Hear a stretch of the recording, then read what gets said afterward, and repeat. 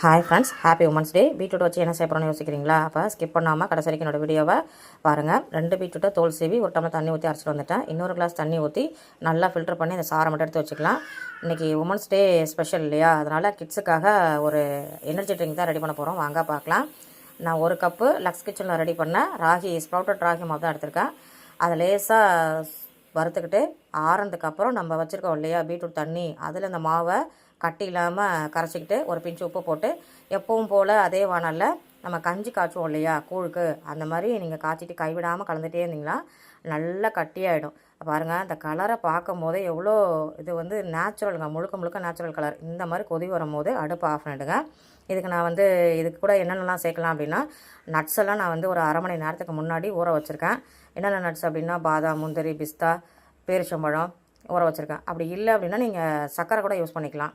இதை நல்லா ஆறுனதுக்கப்புறம் பாருங்கள் எப்படி இருக்குது பாருங்களேன், பார்க்குறதுக்கே சூப்பராக இருக்குது. இதை நம்ம மிக்ஸி ஜாரில் இந்த விழுதுகள்லாம் மாற்றி 2 டீஸ்பூன் அளவு நான் எடுத்திருக்கேன். காய்ச்சி ஆற வச்சின பால் 1 டம்ளர் எடுத்திருக்கேன்.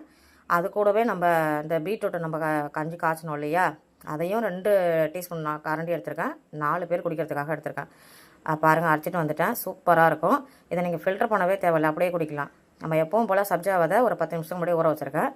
ஐஸ் க்யூபு, சப்ஜா விதை தேவையான அளவு, நம்ம அரைச்சி வச்சுருக்க நம்ம ஸ்ப்ரவுட்டட் ட்ரிங்க்கு அதில் சேர்த்து குடித்தோம் அப்படின்னா வெயிலுக்கு ஒரு இதமான ஒரு சூப்பரான ஹெல்த்தியான ட்ரிங்க் ரெடி. நான் மீதி மாவை என்ன பண்ண போகிறோன்னு யோசிக்கிறீங்களா? இன்றைக்கி வச்சுட்டு நாளைக்கு நீங்கள் அதில் கூழ் கரைச்சா கூட சூப்பராக இருக்கும். இல்லை அப்போவே உடனே நீங்கள் தயிர் ஊற்றி குடித்தாலும் டேஸ்ட்டாக இருக்கும். வாங்க அதையும் பார்த்துடலாம். மீதி நம்ம கொஞ்சம் மாவு வச்சுருக்கோம் இல்லையா, அந்த மாவில் நம்ம என்ன பண்ண போகிறோம் அப்படின்னா ராகி கூழ் தான் செய்ய போகிறோம். வாங்க பார்க்கலாம். பார்க்கும்போதே இந்த கலருக்காகவே பிள்ளைங்க என்ன பண்ணுவாங்க, வாங்கி கண்டிப்பாக குடிச்சிருவாங்க. இந்த வீடியோவை மறக்காமல் சேவ் பண்ணி வச்சுக்கோங்க. கண்டிப்பாக செஞ்சு கொடுத்துட்டு மறக்காமல் கமெண்டில் எப்படி இருந்ததுன்னு சொல்லுங்கள்.